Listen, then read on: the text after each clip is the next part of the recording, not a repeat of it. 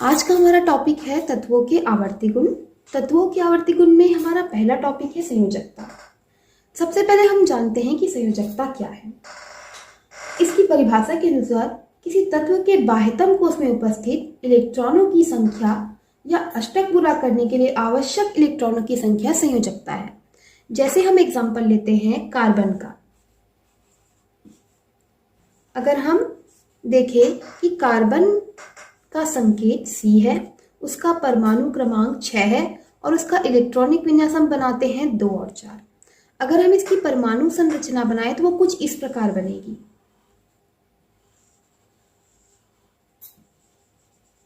Carbon का नाभिक, उसके पहले कोश में 2 इलेक्ट्रॉन और उसके अंतिम कोश में 4 इलेक्ट्रॉन है।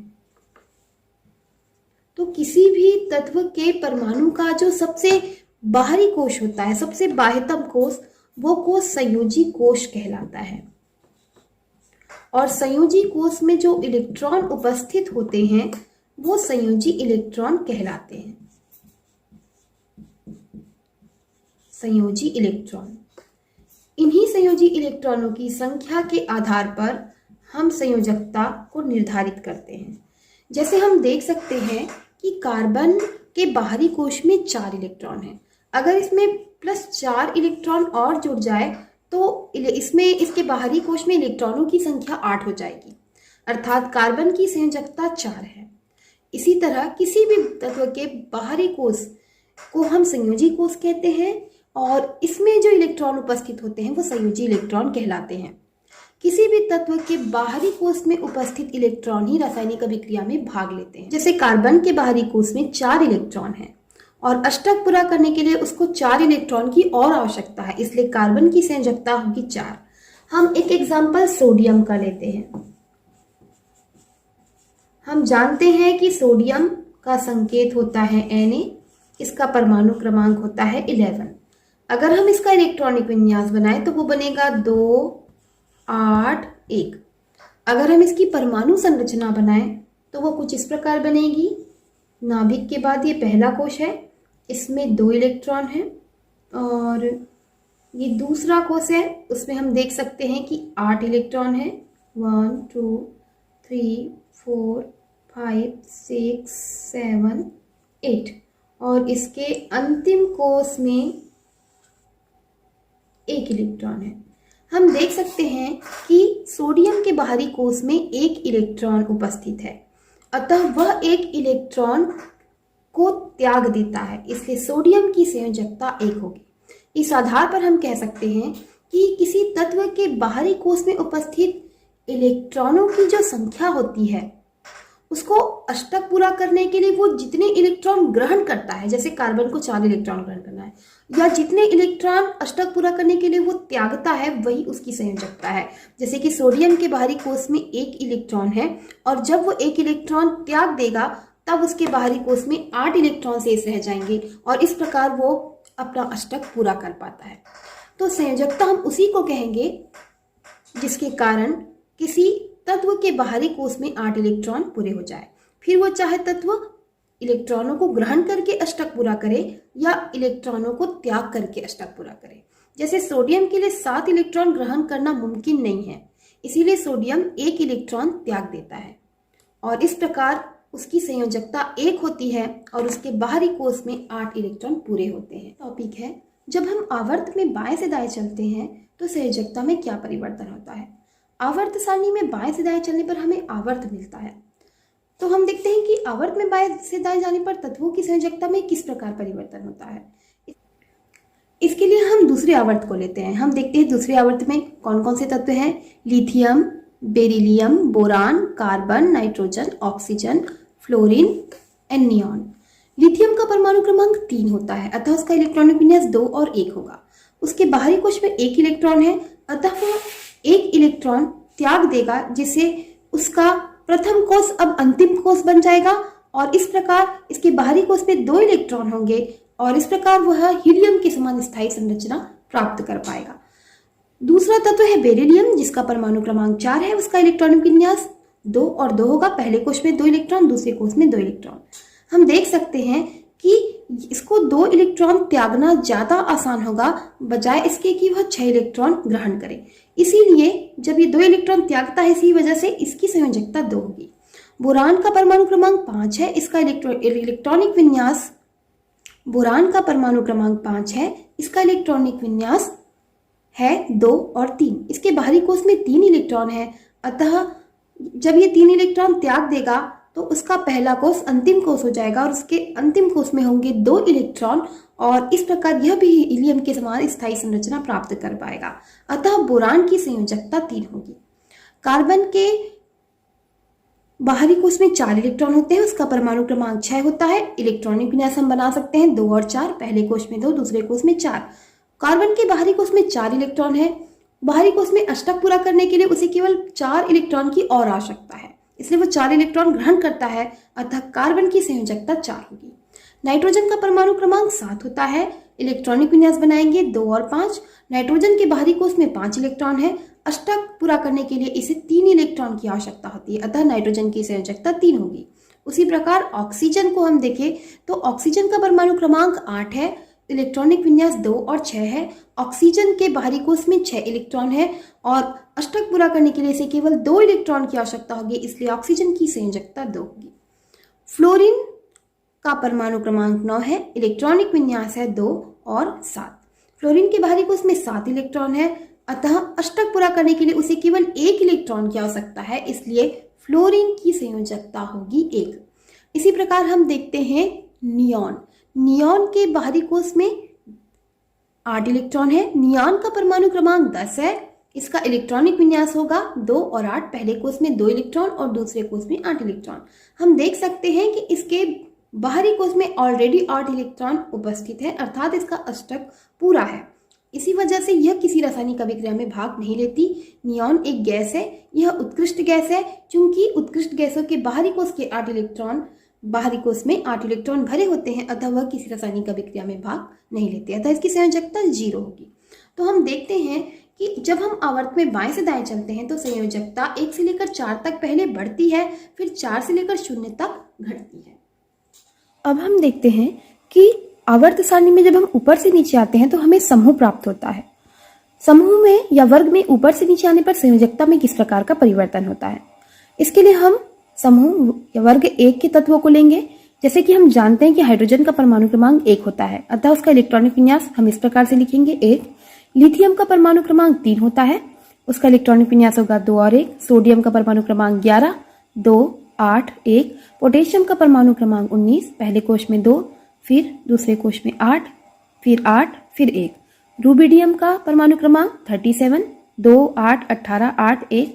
इसी प्रकार सीजियम का परमाणु क्रमांक होता है 55, इलेक्ट्रॉनिक विन्यास हम बनाएंगे 2, 8, 18, 18, 8, 1।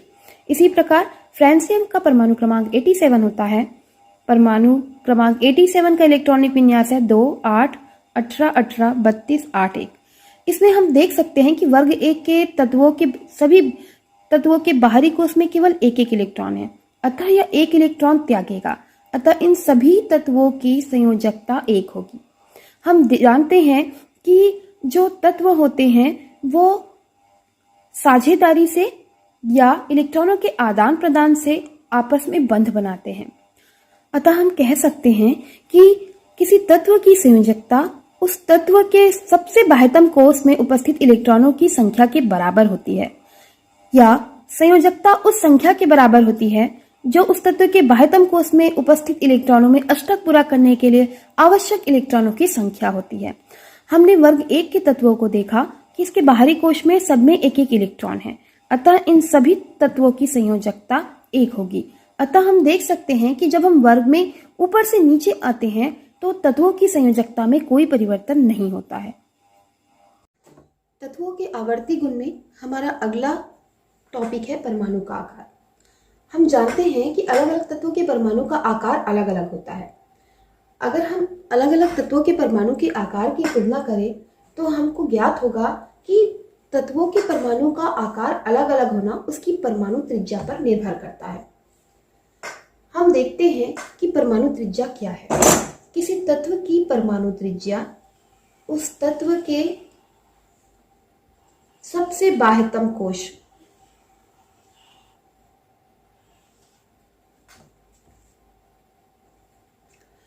तत्व की परमाणु त्रिज्या उस तत्व के नाभिक से सबसे बाह्यतम कोष तक की दूरी को हम उस तत्व की परमाणु त्रिज्या कहते हैं। हम देख सकते हैं कि यहाँ पर एक किसी परमाणु की संरचना दी गई है। यहाँ उसका नाभिक है, ये उसका पहला कोश है, ये दूसरा कोश है। अगर यहाँ पर कोई ऐसा तत्व ले लेते हैं जिसके परमाणु संरचना में 3 कोश होते हैं, तो हम बता सकते हैं कि इस नाभिक से तत्व के बाहरी कोश तक की जो दूरी है वो ही उस परमाणु की परमाणु त्रिज्या है। किसी तत्व की परमाणु त्रिज्या छोटी होगी तो उसका आकार भी छोटा होगा, और तत्व की परमाणु त्रिज्या जितनी ज्यादा बड़ी होगी अतः उसके परमाणु का आकार भी उतना ही बड़ा होगा। अब आगे हम देखेंगे कि जब हम आवर्त सारणी में ऊपर से नीचे आते हैं तो हमें समूह मिलता है। समूह में किस प्रकार तत्वों के परमाणुओं के आकार में परिवर्तन होता है, इसको समझने के लिए हम लेते हैं समूह 1 के तत्व, जैसे कि hydrogen, lithium, sodium, potassium, rubidium, caesium, francium. ये सारे समूह या वर्ग 1 के तत्व हैं। हम देख सकते हैं कि हाइड्रोजन का परमाणु क्रमांक 1 है और इसके पास केवल 1 कोश है, इसलिए अगर हम इसकी परमाणु संरचना बनाएं या इसका आकार बनाएं तो वो कुछ इस प्रकार का बनेगा। अगला हम देखते हैं लिथियम। लिथियम का परमाणु क्रमांक 3 है और इसके पास 2 कोश है। तो हमने देखा कि जैसे हम नीचे आ रहे हैं तो कोश की संख्या बढ़ गई, 1 कोश की संख्या बढ़ गई, अतः इसकी संरचना कुछ इस प्रकार की होगी। और इसकी संरचना में, इसके आकार में हम देख सकते हैं कि इसका आकार हाइड्रोजन से बड़ा है। उसी प्रकार हम देखते हैं कि सोडियम का परमाणु क्रमांक 11 है, तो इसके पास 3 कोश है, पहला कोश, दूसरा कोश और ये तीसरा कोश। हम इस प्रकार देख सकते हैं कि सोडियम का परमाणु क्रमांक 11 है, 3 कोश है और इसका जो आकार है लिथियम से बड़ा है। आगे हम देखते हैं पोटेशियम का परमाणु क्रमांक 19 है और इसके पास 4 कोश है। अतः हम इसकी जब परमाणु संरचना बनाते हैं या हम इसका आकार बनाएंगे तो हम देखेंगे 1, दूसरा कोश, तीसरा कोश और ये उसका चौथा कोश। तो हम इस प्रकार से देखते हैं कि इसका आकार पोटेशियम से बड़ा है। इसी प्रकार हम देखते हैं रूबियम का जो परमाणु क्रमांक 37 है, इसके पास 1, 2, 3, 4, 5 कोश है, 5 कोश है। अतः जब हम इसका आकार बढ़ाएंगे तो वो कुछ इस प्रकार बनेगा, 1, 2, 3, 4 and 5। हम ये देख सकते हैं कि हम जैसे जैसे वर्ग या समूह में ऊपर से नीचे आते हैं तो परमाणु क्रमांक के साथ साथ कोषों की संख्या बढ़ती जाती है और कोषों की संख्या बढ़ने से नाभिक और बाहरी कोश के बीच की जो दूरी है बढ़ती जाती है, अर्थात उसकी परमाणु त्रिज्या बढ़ती जाती है। हमने थोड़ी देर पहले ही पढ़ा है कि किसी तत्व के परमाणु के नाभिक और उसके सबसे बाहरी कोश, उसके बाह्यतम कोश के बीच की जो दूरी है वो परमाणु त्रिज्या कहलाती है। और जिस तत्व की परमाणु त्रिज्या ज्यादा होती है उस तत्व का परमाणु का आकार बड़ा होता है, जिसकी परमाणु त्रिज्या छोटी होगी उसका परमाणु आकार छोटा होगा। इसी प्रकार हम देख सकते हैं कि सीजियम का परमाणु क्रमांक 55 है और इसके पास 1, 2, 3, 4, 5, 6, इसके पास 6 कोश है। अगर हम सीजियम की संरचना बनाएंगे तो वो इस प्रकार बनेगा, 1, 2, 3, 4, ये 5 एंड ये लास्ट वाला कोश है 6। तो हम देखते हैं कि जो सीजियम का परमाणु है उसका आकार रुबिडियम से बड़ा है। इसी प्रकार हम देखते हैं फ्रांसियम का परमाणु क्रमांक 83 है और इसके पास 1, 2, 3, 4, 5, 6, 7 कोशेस है। तो हम यहाँ पर देखते हैं कि इसकी संरचना कुछ इस प्रकार बनेगी, 1 कोश, दूसरा कोश, तीसरा, चौथा, पांचवा, ये 6वां और हम देखते हैं ये 7वां। तो इस प्रकार हम देखते हैं कि जब हम समूह में ऊपर से नीचे आते हैं तो परमाणु का आकार बढ़ता जाता है। ये बहुत महत्वपूर्ण वस्तुनिष्ठ प्रश्न है कि वर्ग या समूह में ऊपर से नीचे आने पर परमाणु के आकार में क्या परिवर्तन होता है। तो वर्ग या समूह में ऊपर से नीचे आने पर परमाणु के आकार बढ़ता जाता है। इसका क्या कारण है? इसका कारण यही है कि परमाणु के नाभिक और उसके बाहरी कोश, बाह्यतम कोश के बीच की दूरी बढ़ती जाती है, जिससे परमाणु का आकार बढ़ता है क्योंकि उसकी परमाणु की त्रिज्या बढ़ती जाती है। इस प्रकार वर्ग या समूह में ऊपर से नीचे आने पर परमाणु का आकार बढ़ता जाता है। आगे हम देखते हैं कि जब हम आवर्त सारणी में बाएं से दाएं चलते हैं तो आवर्त में चलने पर परमाणु के आकार में किस प्रकार का परिवर्तन होता है। इसे समझने के लिए हम आवर्त 2 के तत्वों को लेंगे। आवर्त 2 के तत्व हैं lithium, beryllium, boron, carbon, nitrogen, oxygen, fluorine और नियॉन। हम देख सकते हैं कि जो लिथियम है उसका परमाणु क्रमांक 3 है और उसका इलेक्ट्रॉनिक विन्यास 2 और 1 है। उसके बाहरी कोश में 1 इलेक्ट्रॉन है। चूंकि उसके बाहरी कोश में 1 इलेक्ट्रॉन है, अतः उसके नाभिक और बाहरी कोश के बीच का जो आकर्षण है वो थोड़ा कम होगा, इसलिए परमाणु का, लिथियम परमाणु का जो आकार है वो बाकी तत्वों से बड़ा होगा। जब हम आगे बढ़ते हैं हमको बेरिलियम मिलता है। बेरिलियम का परमाणु क्रमांक 4 होता है और इसका इलेक्ट्रॉनिक विन्यास 2 और 2 है। इसके बाहरी कोश में 2 इलेक्ट्रॉन है। मतलब लिथियम के बाहरी कोश में केवल 1 इलेक्ट्रॉन था, लेकिन बेरिलियम के बाहरी कोश में 2 इलेक्ट्रॉन होने के कारण बाहरी कोश और नाभिक के बीच का जो आकर्षण है वो बढ़ जाता है और आकर्षण बढ़ने के कारण दोनों के बीच खिंचाव के कारण जो परमाणु का आकार है वो बेरिलियम के परमाणु का आकार लिथियम से छोटा हो जाता है। जब हम आगे बढ़ते हैं तो हमको बोरान मिलता है। बोरान का परमाणु क्रमांक 5 है। इसके बाहरी कोश में हम देख सकते हैं कि 3 इलेक्ट्रॉन है। 3 इलेक्ट्रॉन होने के कारण बोरान के नाभिक और बाहरी कोश का जो आकर्षण है वो और बढ़ जाता है और बोरान के परमाणु का आकार बेरिलियम से छोटा हो जाता है। जब हम आगे बढ़ते हैं तो हम देखते हैं कार्बन। जो कार्बन है, कार्बन का परमाणु क्रमांक 6 है। बाहरी कोश में 4 इलेक्ट्रॉन है, अतः इसके परमाणु का जब हम आकार बनाते हैं तो वो बोरान से छोटा होगा। इसका कारण ये है कि बाहरी कोश में इलेक्ट्रॉनों की संख्या बढ़ गई, जिससे बाहरी कोश और नाभिक के बीच का आकर्षण बढ़ गया, जिससे परमाणु का आकार छोटा हो गया। फिर हम आगे बढ़ते हैं नाइट्रोजन। नाइट्रोजन का हम देखते हैं, नाइट्रोजन का परमाणु क्रमांक 7 है। इसके बाहरी कोश में 5 इलेक्ट्रॉन है। अगर हम इसके परमाणु का आकार देखेंगे तो वो कार्बन से छोटा होगा। इसका कारण यही है कि नाइट्रोजन के बाहरी कोश में 5 इलेक्ट्रॉन थे, जबकि कार्बन के बाहरी कोश में 4 इलेक्ट्रॉन थे।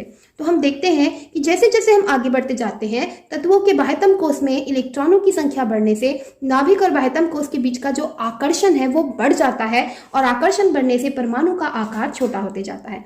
हम आगे बढ़ते हैं तो हमको ऑक्सीजन मिलता है। ऑक्सीजन का परमाणु क्रमांक 8 होता है। इलेक्ट्रॉनिक विन्यास है 2 और 6। हम देख सकते हैं कि जो ऑक्सीजन है उसके बाहरी कोश में फिर से इलेक्ट्रॉनों की संख्या बढ़ गई है, जिससे ऑक्सीजन का जो नाभिक है उसके और बाह्यतम कोश का जो आकर्षण है वो फिर से बढ़ जाएगा, जिसके कारण ऑक्सीजन के परमाणु का जो आकार है वो नाइट्रोजन से छोटा होगा। हम फिर बढ़ते हैं फ्लोरीन। फ्लोरीन का परमाणु क्रमांक 9 है और इसका परमाणु का क्रमांक 9 है। इसका इलेक्ट्रॉनिक विन्यास है 2 और 7। इसके बाहरी कोश में 7 इलेक्ट्रॉन है और हम देख सकते हैं कि फिर से बाहरी कोश में जो इलेक्ट्रॉनों की संख्या है वो बढ़ने के कारण फ्लोरीन का परमाणु का आकार ऑक्सीजन से छोटा होगा, क्योंकि फ्लोरीन के नाभिक और बाहरी कोश के बीच का आकर्षण फिर से बढ़ जाएगा, बाकी तत्वों से ऑक्सीजन से ज़्यादा होगा, इसलिए जो फ्लोरीन का जो परमाणु का आकार है वो ऑक्सीजन से भी छोटा होगा। फिर हम आगे बढ़ते हैं नियॉन। हम देखते हैं कि नियॉन उत्कृष्ट गैस, इसका परमाणु क्रमांक 10 है। इलेक्ट्रॉनिक विन्यास बनाएंगे 2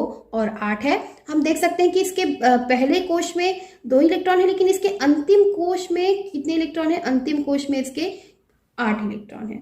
तो अगर हम देखें अंतिम कोश में 8 इलेक्ट्रॉन होने के कारण इसके बाहरी कोश और नाभिक के बीच का जो आकर्षण है वो बाकी तत्वों से सबसे ज़्यादा होता है और इसी कारण इस आवर्त में नियॉन के परमाणु का आकार जो है वो सबसे छोटा होगा। तो हम देख सकते हैं कि जब हम आवर्त में बाएं से दाएं चलते हैं तो परमाणु क्रमांक तो बढ़ रहा है, कोषों की संख्या समान है, लेकिन बाहरी कोश में एक एक इलेक्ट्रॉन बढ़ते जाता है, जिसके कारण तत्व के नाभिक और बाहरी कोश के बीच का जो आकर्षण है वो बढ़ जाता है और इस आकर्षण के कारण परमाणु का जो आकार है वो सिकुड़ता चला जाता है, छोटा होते जाता है। अतः हम कह सकते हैं कि जब हम आवर्त सारणी में बाएं से दाएं चलते हैं तो परमाणु का आकार घटता है। ये भी बहुत महत्वपूर्ण वस्तुनिष्ठ प्रश्न भी है कि परमाणु का आकार आवर्त में बाएं से दाएं जाने पर खाली स्थान होता है तो घटता है। या प्रश्न भी बनता है कि आवर्त में बाएं से दाएं चलने पर परमाणु के आकार में किस प्रकार का परिवर्तन होता है और क्यों। तो हम देख सकते हैं कि जब हम आवर्त में बाएं से दाएं चलते हैं